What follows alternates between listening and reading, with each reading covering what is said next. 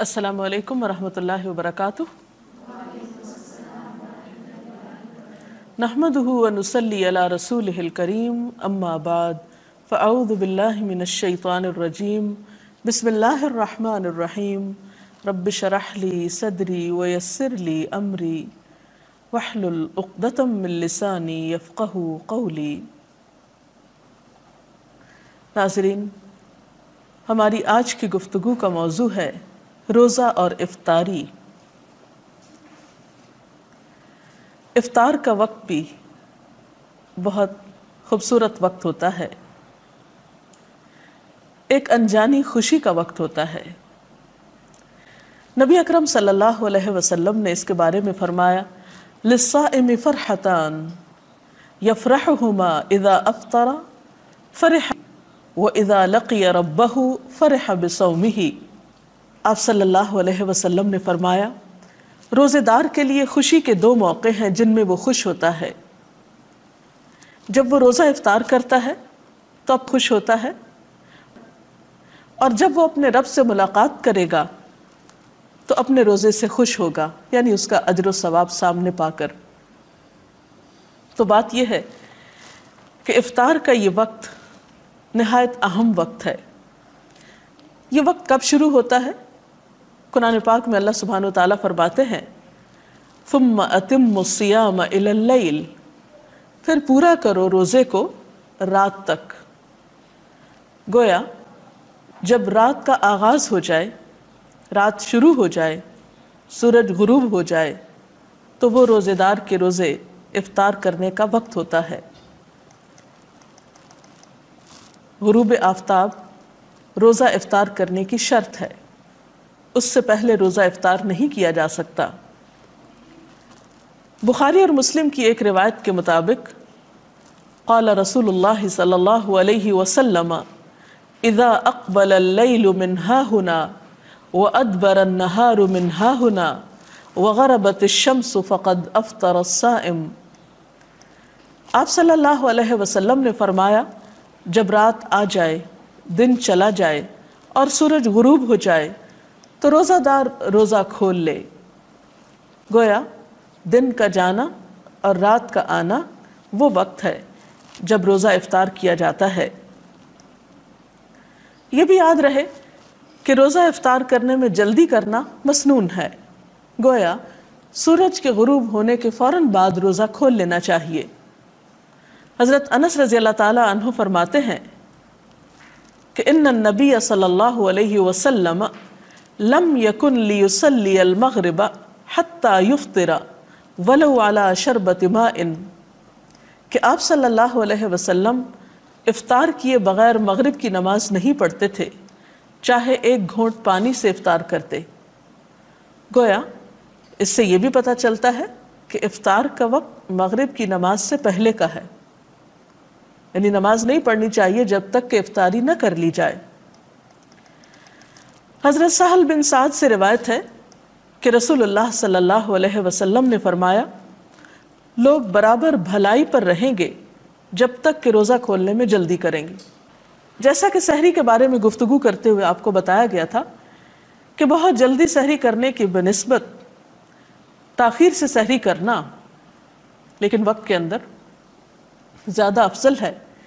اسی طرح افطار میں بھی بہت تاخیر نہیں کرنی چاہیے کہ مثلا رات کا جب بہت اندھیرا ہو جائے، عشاء کی نماز کا وقت ہو جائے تو ایک شخص سمجھے کہ اب افطار کرنا زیادہ ثواب کا باعث ہے کیونکہ میں نے سب لوگوں سے 1-1.5 گھنٹہ زیادہ لمبا روزہ رکھا ہے اور دیر سے کھایا پیا ہے، تو ایسا کرنا کچھ ثواب کا باعث نہ ہوگا بلکہ الٹا سنت رسول صلی اللہ علیہ وسلم کی مخالفت ہوگی۔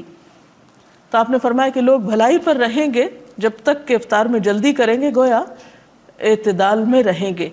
تو اس سے یہ پتہ چلتا ہے کہ ہمارا دین ہمیں ہر معاملے میں اعتدال کا سبق دیتا ہے، انتہا پسندی ہمارے دین کا حصہ نہیں ہے۔ پھر اسی طرح ہم دیکھتے ہیں کہ آپ صلی اللہ علیہ وسلم نے فرمایا، حضرت انس رضی اللہ تعالیٰ عنہ سے روایت ہے، اور آپ جانتے ہیں کہ حضرت انس رضی اللہ تعالیٰ عنہ حضور اکرم صلی اللہ علیہ وسلم کی خدمت میں 10 سال تک رہے۔ وہ کہتے ہیں کہ آپ صلی اللہ علیہ وسلم نماز مغرب سے پہلے تازہ کھجوروں سے روزہ افطار فرماتے، اگر تازہ کھجوریں نہ ہوتی تو خشک کھجوروں سے افطار فرماتے، اگر خشک کھجوریں نہ ہوتی تو چند گھونٹ پانی سے ہی افطار فرما لیتے۔ تو اس سے پتہ چلتا ہے کہ دوسری چیزوں کی نسبت کھجور سے روزہ افطار کرنا آپ کو زیادہ پسند تھا، گویا آپ کی سنت اور آپ کی پسندیدہ چیز کھجور سے روزہ افطار کرنا ہے، اور کھجوروں میں بھی تازہ کھجور۔ لیکن ضروری نہیں کہ ہر شخص کے پاس کھجوریں ہوں، اور یہ بھی ضروری نہیں کہ تازہ کھجوریں ہوں۔ تو اگر میسر ہو، ممکن ہو، تو ایسا کرنا زیادہ بہتر ہے، اور اگر یہ چیز میسر نہ ہو تو اس کے بعد پانی پینا زیادہ بہتر ہے، کیونکہ پانی پاک کرنے والی چیز ہے۔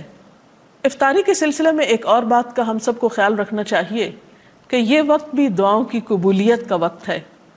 جیسے سحری کے سلسلے میں آپ کو بتایا گیا تھا کہ وہ وقت ذکر الہی کا وقت ہے، دعاؤں کی قبولیت کا وقت ہے، اسی طرح افطار کا وقت بھی دعاؤں کی قبولیت کا وقت ہے۔ اس سلسلے میں ہم دیکھتے ہیں کہ آپ صلی اللہ علیہ وسلم نے فرمایا ثلاث دعوات لا ترد، دعوت الوالد ودعوت الصائم ودعوت المسافر، کہ 3 آدمیوں کی دعا رد نہیں کی جاتی، باپ کی دعا، روزہ دار کی دعا اور مسافر کی دعا۔ تو گویا انسان ان تینوں حالتوں سے فائدہ اٹھا سکتا ہے۔ والدین کو اپنے بچوں کے لیے خصوصی دعائیں کرنی چاہیے، اسی طرح روزہ دار افطار کے وقت خاص طور پر دعا کرے، دن میں بھی دعا کر سکتا ہے لیکن خصوصاً افطار کے وقت، اور اسی طرح مسافر بھی عام دنوں کی نسبت سفر کی حالت میں اللہ تعالیٰ کے زیادہ قریب ہوتا ہے، اس لیے اس کو اس موقع سے بھی فائدہ اٹھانا چاہیے۔ افطاری کے لیے آپ صلی اللہ علیہ وسلم نے خود بھی دعا سکھائی ہے۔ عن ابن عمر قال كان النبي صلی اللہ علیہ وسلم اذا افطر قال ذهب الظمأ وابتلت العروق وثبت الاجر ان شاء اللہ، جس کا ترجمہ ہے پیاس ختم ہو گئی، رگیں تر ہو گئیں اور روزے کا ثواب پکا ہو گیا انشاءاللہ۔ اسی طرح افطار کی کچھ اور دعائیں بھی آپ نے سکھائیں۔ حضرت معاذ بن زہرہ سے روایت ہے کہ نبی صلی اللہ علیہ وسلم جب روزہ افطار کرتے تو فرماتے اللہم لک صمت وعلی رزقک افطرت۔ اس کا ترجمہ ہے اے اللہ، تیرے ہی لیے میں نے روزہ رکھا اور تیرے ہی رزق پر میں نے افطار کیا۔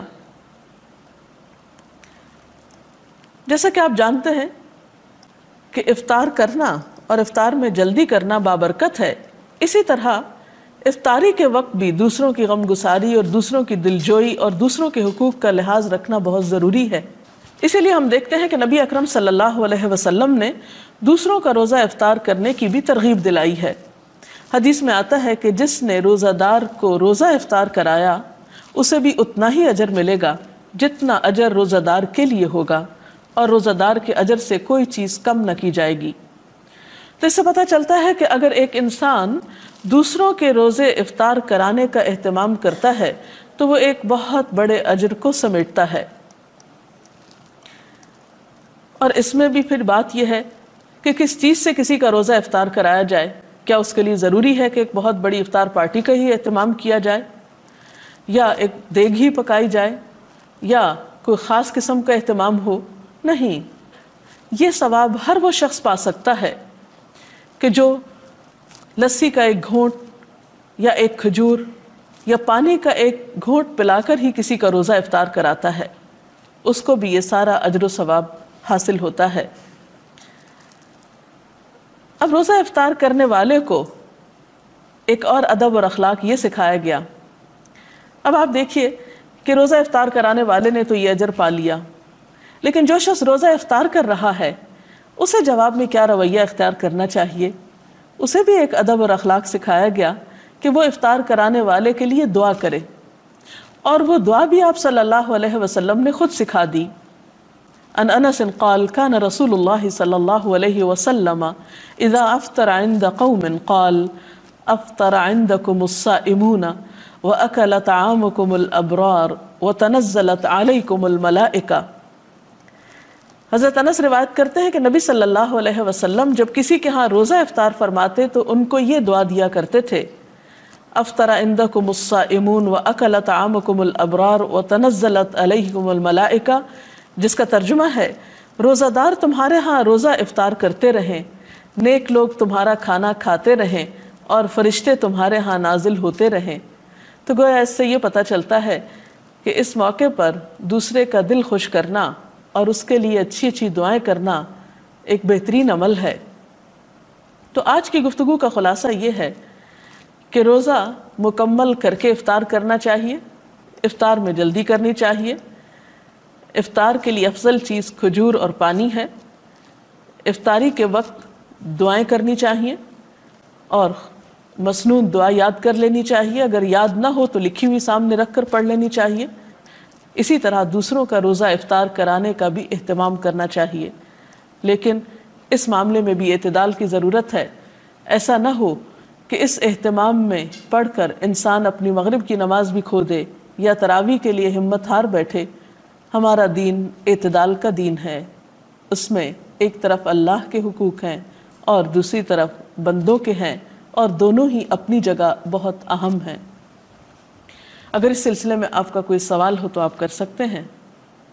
ابھی ہم نے آپ کی گفتگو میں سنا کہ افطاری کا وقت جو ہے وہ دعاؤں کی قبولیت کا ٹائم ہے، لیکن عام طور پہ ہمارے گھرانوں میں دیکھا گیا ہے کہ اس وقت افطاری کی تیاری میں زیادہ دھیان ہوتا ہے اور دعاؤں کی طرف جو ہے وہ دھیان کم ہوتا ہے۔ تو اس چیز کو کیسے امپروو کیا جا سکتا ہے؟ جی شکریہ۔